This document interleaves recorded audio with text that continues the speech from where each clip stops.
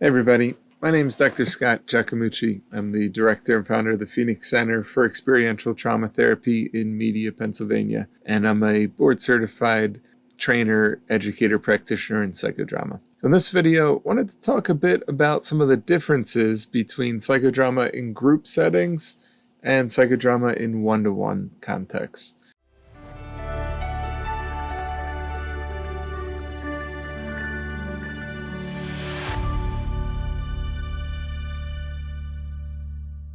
So this video is going to really focus more so on how one-to-one psychodrama is different than traditional psychodrama, which is done in groups. So if you wanted to learn more about the basics of psychodrama, I would encourage you to check out some of the other videos on the channel here. In this video, I'm going to just jump right into things. So psychodrama emerged as part of Jacob Moreno's triadic system: sociometry, psychodrama, group psychotherapy.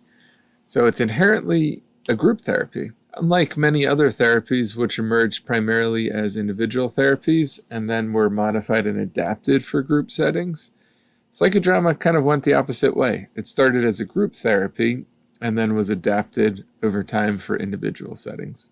Historically, Moreno, the founder of psychodrama, he very rarely wrote about using psychodrama in one-to-one settings. And most of the time that he did, he wrote about it to critique the limitations of psychodrama in one-to-one settings. Or when he wrote about using psychodrama with individual clients, he usually had trained staff members that were also in the session with the individual client, and they were playing the other roles that were needed in the psychodrama. So it wasn't exactly one-to-one psychodrama, although it was an individual therapy session. One of the things I find interesting that most people don't realize, I learned this through my work editing Jacob Moreno's autobiography, although he declares April 1st, 1921 as psychodrama's birthday, and this was the famous first psychodrama where he got on stage at the Comedy Hall in Vienna and pulled out an empty chair on stage and talked about the leader of the New World Order. He says this was the birthday of psychodrama.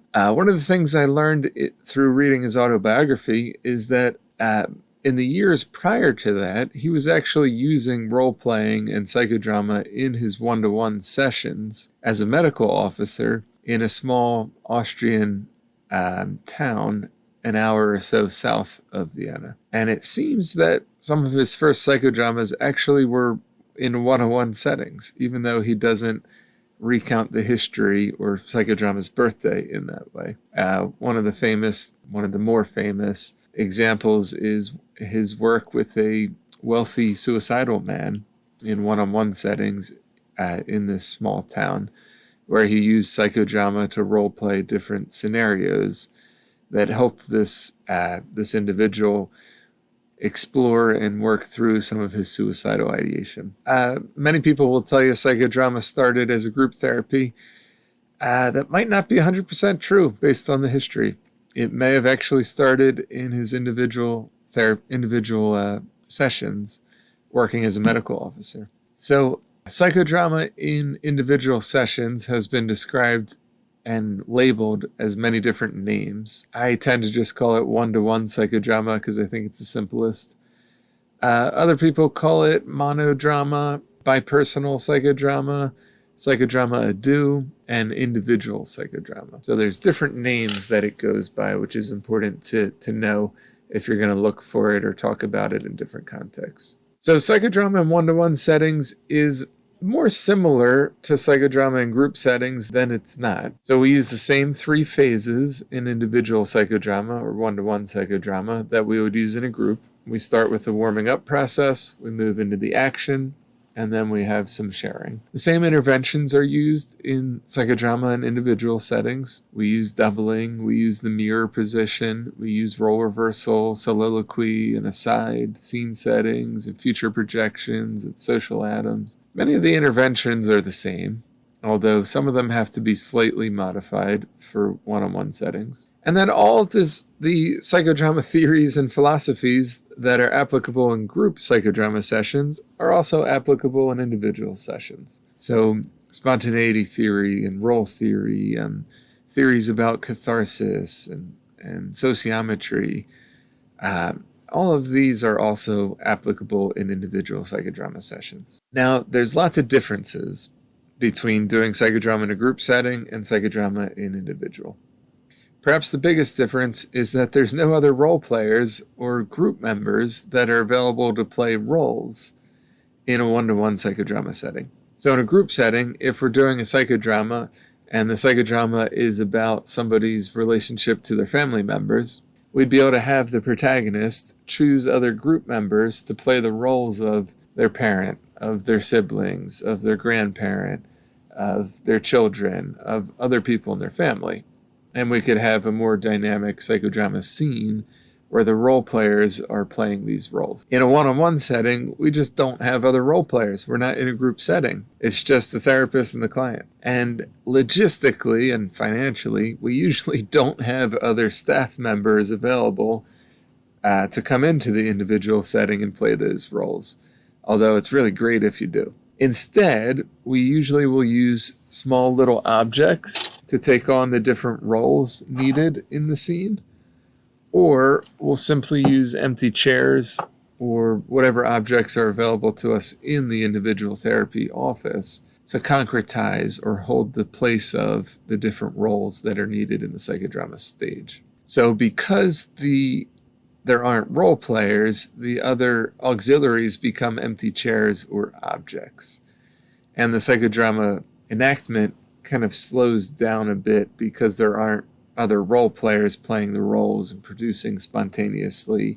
There isn't as much role reciprocity or role demand or chaos or drama expression because we don't have other people talking from the other roles. So the 5 elements of a psychodrama get modified a little bit in one-to-one settings. In a one-to-one setting, the director, who is the therapist, plays a pretty similar role, but has to be a lot more active than in a group setting. In a one-to-one setting, the protagonist is simply the client. The stage oftentimes is smaller because in a group room, we usually have a lot more space, but in an individual session, our space might be smaller because it's an individual therapy office. So we might have to use the tabletop to represent the stage or whatever space we have available to us within the office. The auxiliaries, which is the 4th element of a psychodrama, is what gets modified the most in one-to-one settings. And this is what I was talking about a moment ago, that instead of having other role players to play these roles,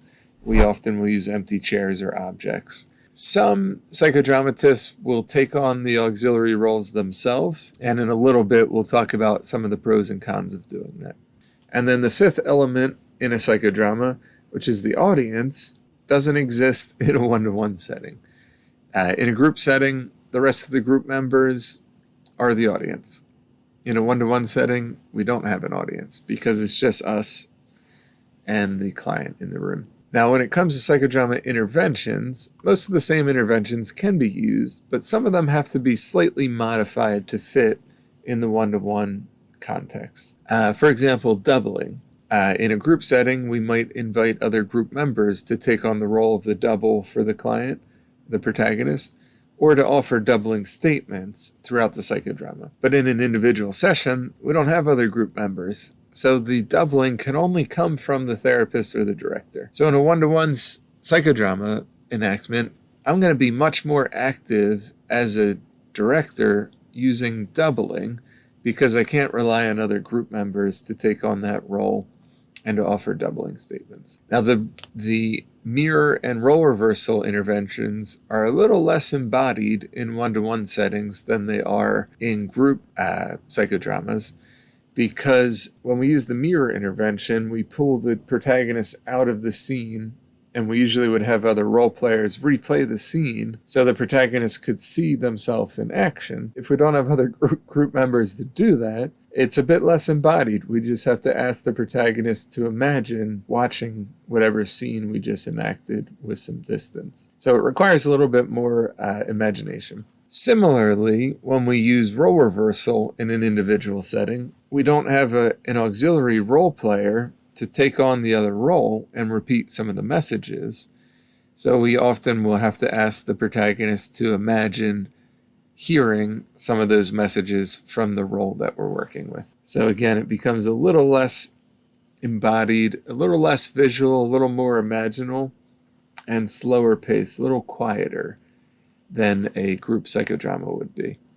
We don't have that role reciprocity that we can leverage as we're directing the auxiliary roles to keep the psychodrama process going. Instead, we often have to repeat back to the protagonist some of the messages from the roles in the role reversal and say things like, all right, now come back to the role of yourself, and I want you to imagine hearing all those messages from your courage, the role we just reverse roles with. Listen to your courage, offer your support. Your courage is saying that it's got your back. Your courage is saying you can tap into courage whenever you need it by taking a couple deep breaths.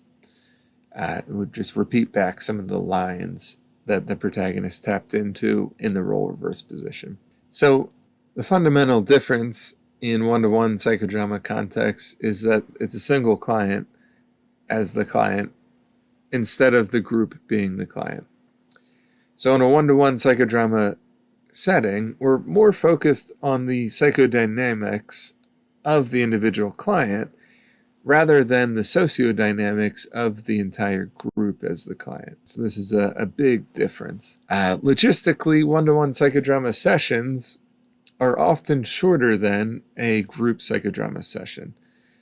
A metaphor you can use to think about this is that a psychodrama group is kind of like a movie where it's a longer setting, more full and complete story gets put into action, whereas a psychodrama in an individual session is more like a TV show in that we get little scenes and bits of the story, character development, different roles throughout different individual shows. And it kind of fits with the norm in individual therapy that we might meet with a client for an hour once a week.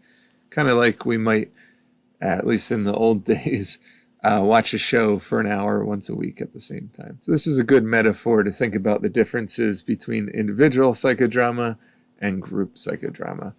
And if I'm remembering right, I got this metaphor from Anna Chesner's book on one-to-one psychodrama, which I highly recommend if you want to dive into all the nuances of learning about one-to-one psychodrama. So one-to-one psychodrama work tends to be more client-centered because it's focused on a single client, whereas group psychodramas have to be more group-focused because we have a bunch of clients that are there in the group. We can't just focus on one client all the time. We have to really redistribute the wealth in the group, the time in the group, the focus of the group, so that we meet everybody's needs, everybody's goals. So in a group psychodrama session, we might have the group propose topics and choose topics that best represent the group, or take turns so that everybody gets a chance to be the protagonist. Whereas in one-to-one settings, the individual client can be the protagonist every time or whenever they want. They don't have to take turns with other people. So this is one of the benefits. It's also one of the limitations because in a group setting, each individual client gets a chance to play auxiliary roles or to observe other people's psychodramas, which can be really healing and cathartic. And in an individual psychodrama setting, the individual client doesn't get the chance to observe somebody else's psychodrama or play auxiliary roles for somebody else. In one-to-one settings, as psychodrama directors, we get to be more attuned to that one individual rather than having to be attuned to everybody in the group and everybody's needs and wants and desires and goals. So there tends to be more continuity in one-to-one psychodrama processes than in a group process because of this. One of the other things that happens in one-to-one work with psychodrama is that we often will integrate other therapeutic approaches into the process. Like I might do a little bit of EMDR work, a little bit of psychodynamic talk therapy, and a little bit of psychodrama all throughout the course of my one-to-one work with a single client. Whereas in my psychodrama groups, I'm more so sticking to psychodrama as the therapeutic modality and doing a psychodrama each group. So one-to-one work tends to be more flexible and integrative in that way, whereas psychodrama groups, the goal, the contract is to come and do psychodrama together. So one of the limits in one-to-one work is that there's no input from other group members. There's no feedback from other group members. We don't have that power of the group cohesion to propel us towards a unified goal. There isn't a sense of universality or co-creation in group dynamics, sociodynamics in the same way. We don't have the opportunity to position clients in ways to support each other and engage in mutual aid and peer support.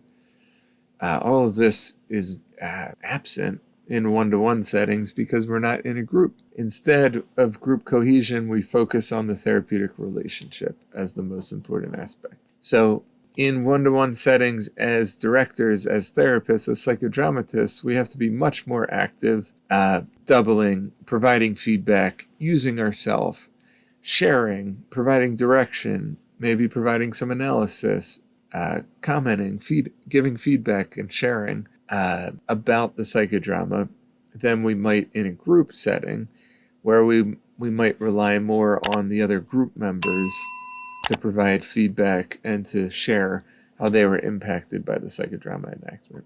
So in a one-on-one setting, you might argue that the therapeutic relationship between the therapist, the director, and the protagonist is much more important and becomes more centralized than in a group setting where we're emphasizing group cohesion more than we are the relationship between the director and the protagonist. Though it's still important, we might argue that group cohesion is at least as important. Now, because of this, in a one-on-one setting, the impact of transference and countertransference becomes much more pronounced than in a group setting, where the transference is probably more active between the group members rather than just being directed at the director or the therapist. In a one-on-one setting, there are no other group members, and so we have to be much more careful and skillful at working with transference when it comes up from the client directed at us,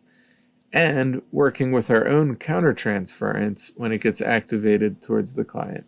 Earlier I mentioned we would circle back to talking about the choice point the director or the therapist has about playing auxiliary roles or not in one-to-one psychodrama. I would suggest if you're new to directing psychodrama in one-to-one settings, start by not playing the other roles. Playing the auxiliary roles in the setting while directing the session at the same time means that you have to hold two different roles or multiple roles at the same time, and it becomes much more complicated. So if you're new to this, use the empty chairs, use other objects, use little figures to concretize the different roles in your one-to-one psychodrama sessions instead of trying to take on the roles yourself. You'll find it is complex enough to direct the psychodrama when you're not also playing a role. So start off not playing the roles. If you have the option of interns or colleagues or students or other trained auxiliaries coming in and playing the roles in the psychodrama session, that might be an ideal solution, but logistically and financially, it's not always possible. There's kind of an ongoing debate about whether the therapist should play the roles in one-to-one psychodrama.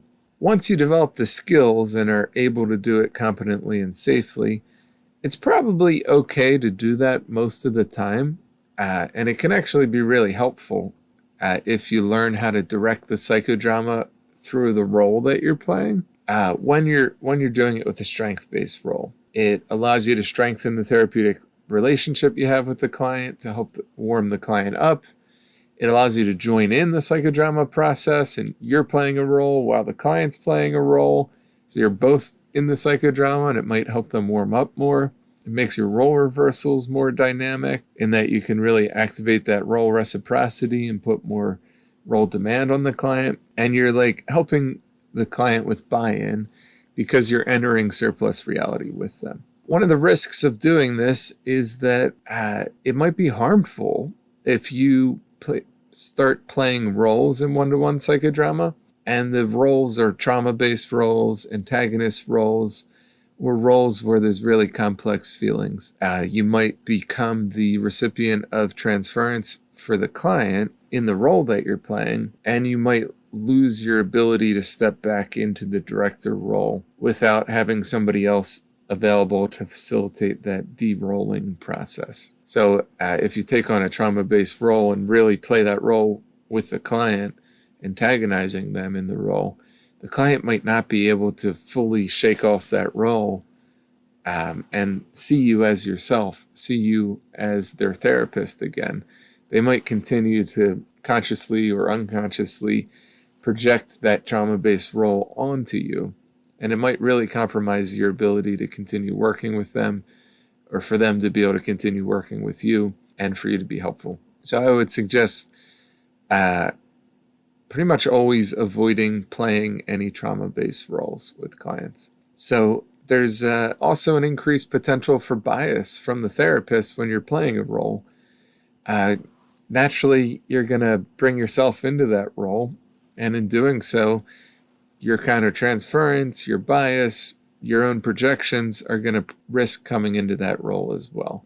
So there'll be more, less objectivity in the psychodrama when you're not playing the role and you're just having them, you're facilitating the psychodrama with them using empty chairs or other objects. For many people, the decision to play the roles or not play the roles in one-to-one psychodrama is going to be a matter of preference, opinion, or influenced by your professional orientation. So what I notice is that psychodramatists who are licensed psychologists or therapists, based on the code of ethics that we have to uphold and the separation of dual roles that we're used to, oftentimes we'll choose not to play the other roles to keep that cleaner. Whereas coaches and peer support professionals that are using psychodrama, because their codes of ethics are different and their relationship with the client is different, they might be more likely to choose to play the different roles in the psychodrama because it's more congruent with their relationship with the client. So you'll have to decide what's right for you. One of the biggest limitations that I find in one-to-one psychodrama is that there's a real lack of training available in learning how to do one-to-one psychodramas. Pretty much every psychodrama training that's offered focuses on psychodrama in group settings. So because of this, it can be tougher to learn how to do psychodrama in a one-to-one setting. And because of this, I've really made it a point at least 2 or 3 times a year to offer a psychodrama training for using psychodrama in one-to-one settings.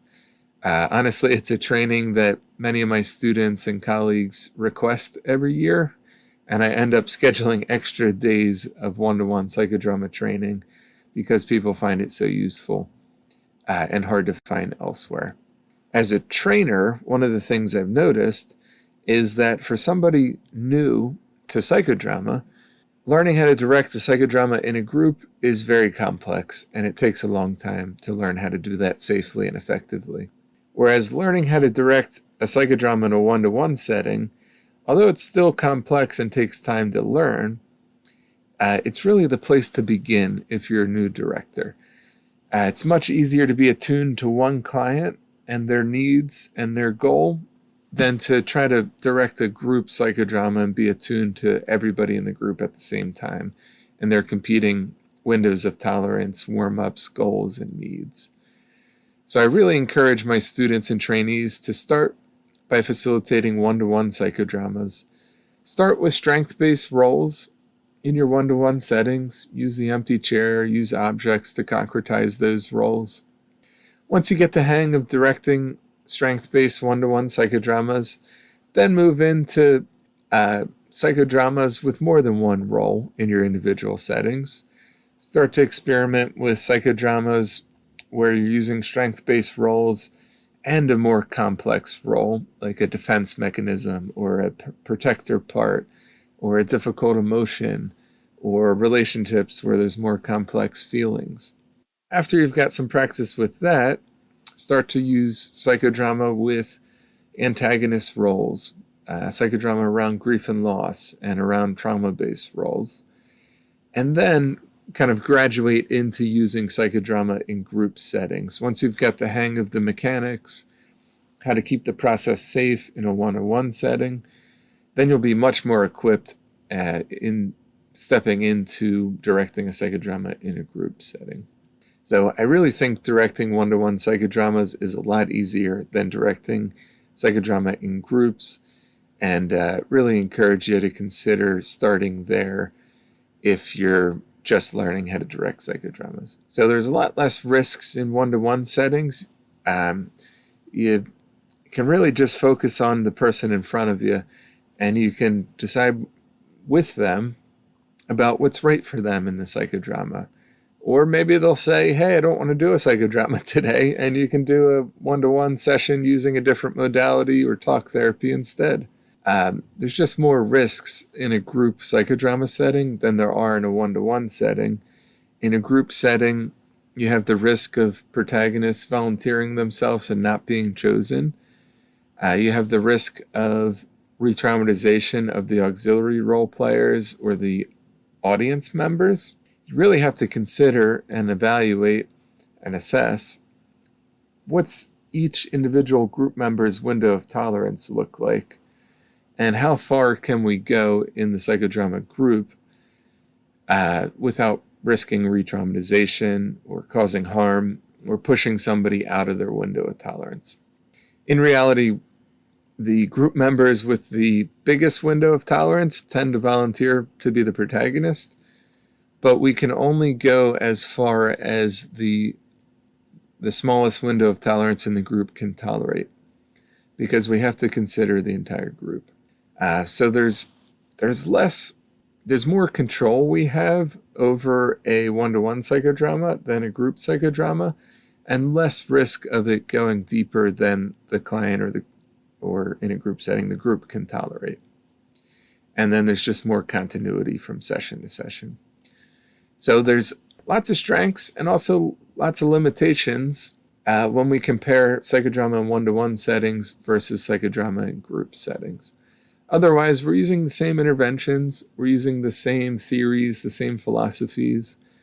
I find that using a mix of both can be really useful if I'm working with a client who's in my psychodrama group and also is able to do one-to-one psychodrama sessions with me. That tends to be a really good balance, in that there might be things that emerge in the group setting that we can then work on individually through individual psychodrama sessions.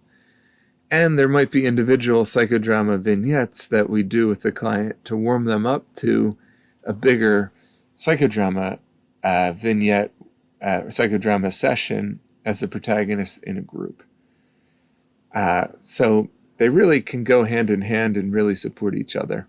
So I really encourage you to consider checking out some of the publications that I've written or others have written about one-to-one psychodrama.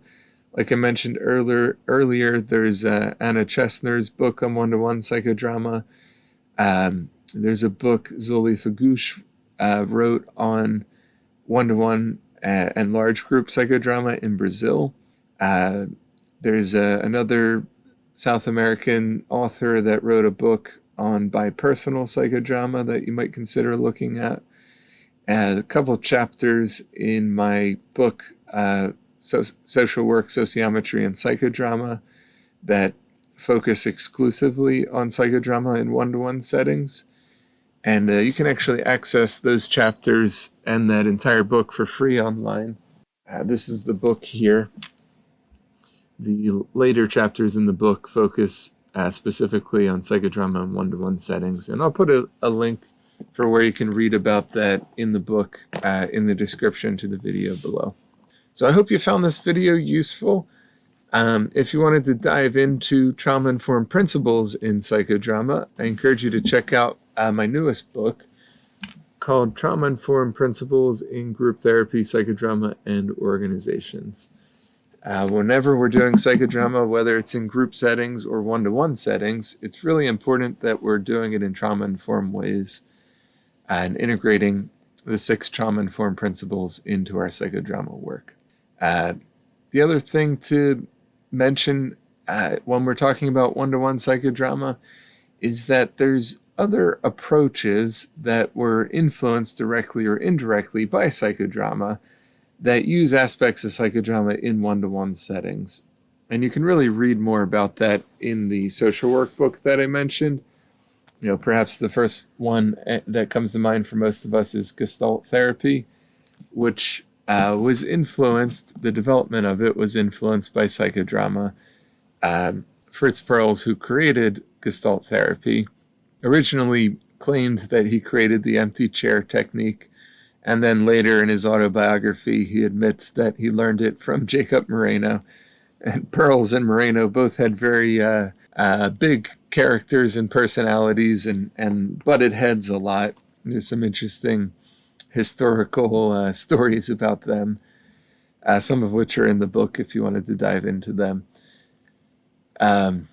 In, I think it's chapter 15 in this book, I talk about some of the similarities and differences between psychodrama and other similar approaches, Gestalt therapy, IFS, internal family systems therapy, and even nowadays there's other cognitive behavioral approaches, chair work, and things along those lines that are integrating empty chair work into their process. But it all comes back to, directly or indirectly, in some way, it seems to all come back to psychodrama and Jacob Moreno, who was using this, role-playing, empty chair work, concretization, action methods, early 1900s, 1920s, 1930s, which seems to predate all of these other experiential methodologies. So I really hope that you found this video useful. If you did, I encourage you to check out some of the other videos on my channel here, and write to me in the comments here. Tell me what was helpful. Tell me what was not helpful, or what was missing from the video, or what you'd like to see covered in other future videos.